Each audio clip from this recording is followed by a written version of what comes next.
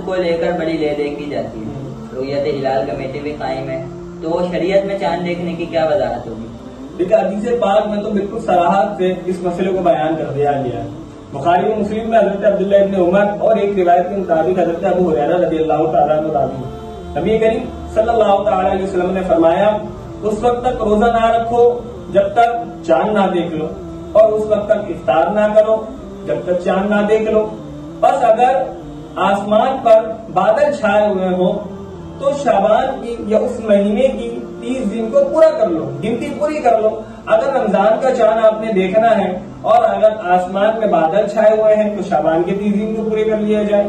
اور شوال کا چاند دیکھ رہے ہیں، آسمان پر ابر آلودے بادل چھائے ہوئے ہیں تو رمضان کے 30 دن کو پورا کر لیا جائے. اسی طریقے سے آگے ہر مہینے میں کیا عمل کر لیا جائے. بالکل وضاحت سے یہ بات ہے. اگر آسمان پر بادل ہے تو گنتی کو پوری کر لیا جائے، بادل نہیں ہے شہادتیں موصول ہو گئی ہیں. اگر شعبان کے مہینے میں چاند دیکھے تو روزہ رکھ لیا جائے، اور شوال کے لیے چاند دیکھنے تو فطر بنا لیا جائے. تو پھر کون سے ایسے مہینے ہیں جن کو اہتمام کے ساتھ چاند دیکھا جائے؟ کون کون سے مہینے؟ دیکھیے فقہاء کرام نے 5 مہینے ایسے بیان کیے ہیں کہ جن مہینوں کا چاند دیکھنا واجب کفایہ لکھا ہے کتابوں میں فقہاء کرام نے.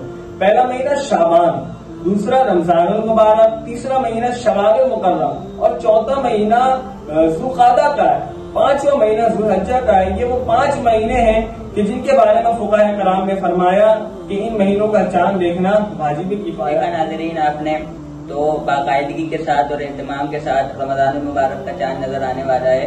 چاند دیکھیں تاکہ آپ کو اس کی برکتیں ملیں، اور جب چاند دیکھیں تو چاند دیکھنے کی دعا بھی پڑھیں تاکہ سب کو اس کی برکتیں ملیں.